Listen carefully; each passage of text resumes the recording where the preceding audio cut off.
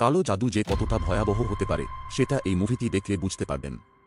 Indonesia horror movie পছন্দ করে না এমন খুব কম মানুষ আছে। এই মুভি মূলত সত্য ঘটনার উপর নির্মিত। মানে রক্তের হোলি খেলা, ব্লাড কার্স এর মানে রক্তের অভিশাপ। অন্যের জন্য ফাঁদ তৈরি করলে সেই ফাঁদ নিজের জন্য প্রাকৃতিকভাবে তৈরি হয়ে যায়। ব্ল্যাক মিউজিকের মাধ্যমে অন্যজনের ক্ষতি করে সাময়িকের জন্য আনন্দ ভোগ করতে পারলেও পরবর্তীতে তার বিপরীতে আরও জঘন্যভাবে নিজের জন্য ক্ষতির কারণ হয়ে দাঁড়ায়। এই মুভিতে মূলত বোঝানো হয়েছে পাপকারীর শাস্তি প্রাকৃতিকভাবে অবশ্যই ভোগ করতে হয়। কালো জাদু কতটা ভয়ানক রূপ ধারণ করতে পারে তা খুব সুন্দরভাবে তুলে ধরেছে। এক কথায় দুর্দান্ত লেগেছিল আমার কাছে। মুভিটি একটা বেস্ট হরর মুভি। মুভিটি 2023-এর মুভি আর এটি ডিজনি হটস্টার এ দেখতে পেয়ে যাবেন।